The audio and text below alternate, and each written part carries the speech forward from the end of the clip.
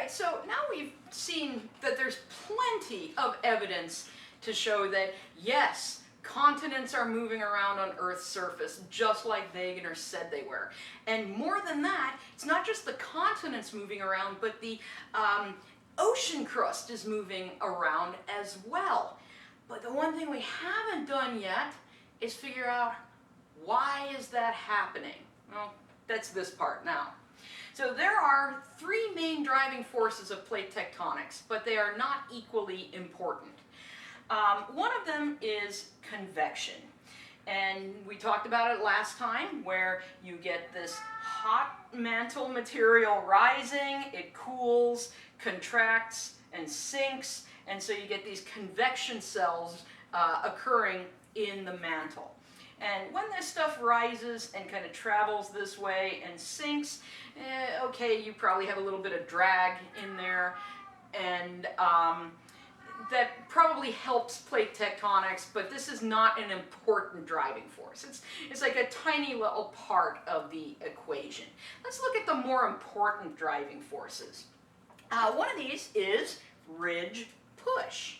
And ridge push, remember that mid-ocean ridge is elevated above the rest of the ocean basin. Anything that's elevated, gravity is going to act on, right? It's going to pull it. And so what happens is that gravity starts pulling the mid-ocean. The trials of doing this at home. My two cats are chasing each other through the dining room. Sorry, let me get back on track. All right, so ridge push. The mid-ocean ridge is higher, and gravity's kind of tugging it downwards, so the mid-ocean ridge actually kind of pushes some of those rocks away from this elevated point of the ocean. And as it sort of pushes those rocks away from there, it creates a space where this magma can then rise and erupt and create new ocean crust. It's important, but it's still not the biggest driving force of plate tectonics. The biggest driving force of plate tectonics is something called slab pull. And slab pull is where you have this subducting plate. And the reason it's subducting is because it's really, really dense, right? It's really dense so it can sink into the asthenosphere. And that dense subducting plate pulls the rest of the plate behind it, right? It just kind of tugs the rest of it behind. And I like to fish, right? I do a whole lot of fishing. And let's say you are fishing in a really deep lake, like Lake Superior or something, and you want to get your bait down nice and deep. What do? You put a big weight on the end of your fishing line, right? Big lead sinker. And then you toss it over the side of the boat, and that heavy, dense lead sinker, right, that weight sinks downwards, and it pulls the rest of your fishing line behind it. And that's kind of like what's going on in subduction. This old, cold, dense part of the plate is sinking and pulling the rest of that plate behind it. And that slab pull is the most important of the driving forces of plate tectonics. All right, so let's get to the last part of this lecture.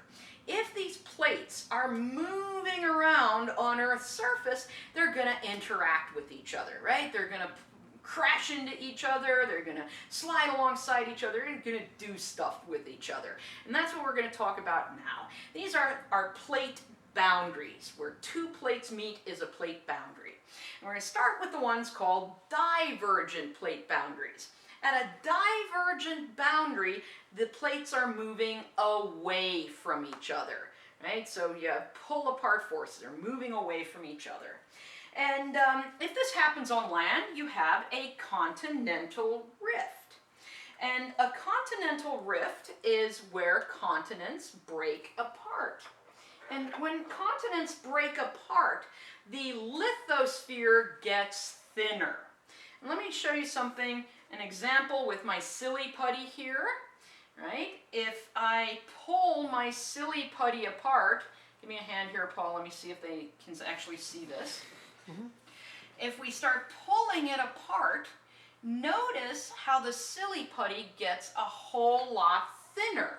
The same thing happens to the lithosphere. It gets pulled apart and it gets thinner. And when it gets thinner, that means there's less pressure on the hot rocks below, which means they can melt and we get volcanoes. And also, where you have continental rifts, you can end up getting a lot of earthquakes, because anytime these plates are interacting with each other, earthquakes can be created. And we'll talk more about that when we get to the earthquakes lecture. An example of a modern continental rift is called the East African Rift, where East Africa is basically splitting away from the rest of Africa. We do have a rift in the United States. If you've visited Albuquerque or Las Cruces or El Paso, you have stood in that rift. It's called the Rio Grande Rift. It's not nearly as active as the East African Rift, so don't think that North America is going to split apart anytime soon. Now, eventually, what can happen, it doesn't always happen, but what can happen, that continental rift will split apart so much that we're going to start getting new ocean crust forming, and we get a mid-ocean ridge developing. And like I said earlier in lecture, this is one of those mountain ranges in the middle of ocean basins. It's where the new ocean crust is formed by these volcanic eruptions. And so, of course, you're going to have volcanoes and also earthquakes. So what we're looking at here, this is the progression of how a continental rift can turn into a mid-ocean ridge system. So we begin with our continent, and there we have the forces, right? They're pull-apart forces, so the arrows are going in opposite directions. And this valley forms, this rift valley, where the crust is being split apart and thinned. And if enough time passes and it splits enough, you get this long, narrow sea.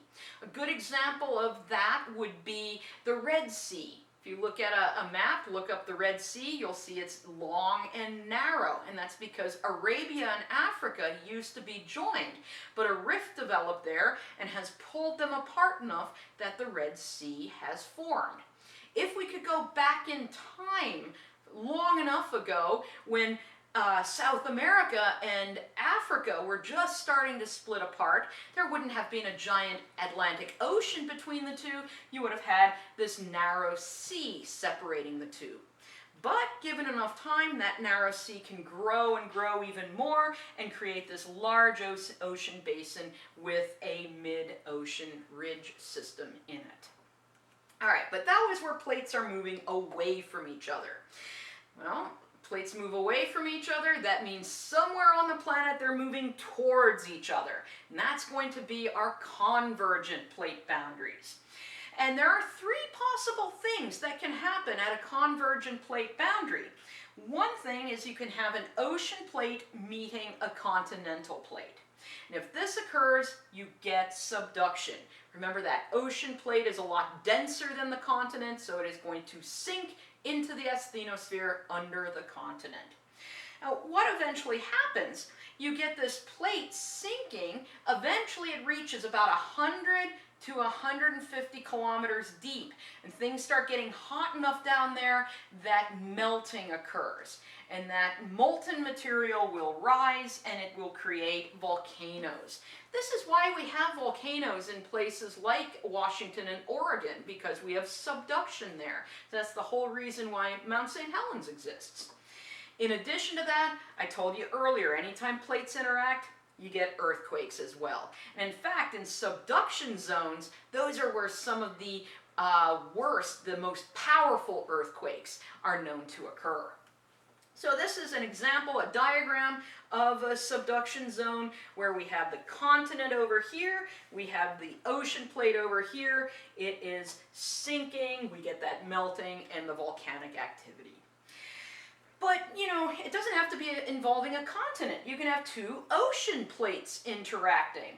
And again, subduction occurs, but both ocean plates do not subduct. So these two plates meet each other, and whichever plate is denser, right? Remember, density is important, and that's usually going to be the older one because it's had more time to cool, more time to contract, more time to become more dense. And so usually it's going to be the older, colder, denser plate is going to sink underneath the other one, and then the same stuff is going to happen. So for example, we have our ocean plate that's not subducting here. We have our ocean plate that is subducting here. It reaches that melting depth of 100 to 150 kilometers. The material rises and it erupts and creates something we call an island arc. An island arc is simply a chain of these volcanic mountains created by subduction.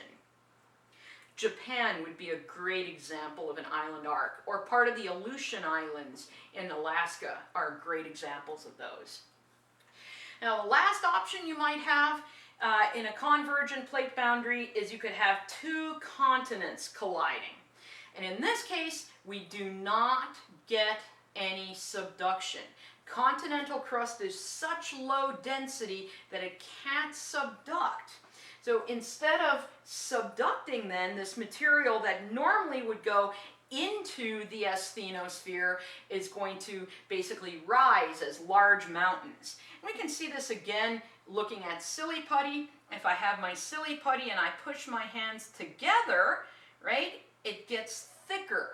See how it's developing and pushing upwards and getting thicker? That's exactly what happens with the continental crust.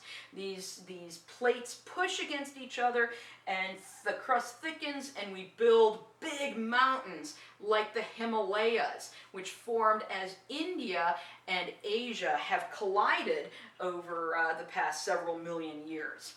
Now in this case, we get earthquakes.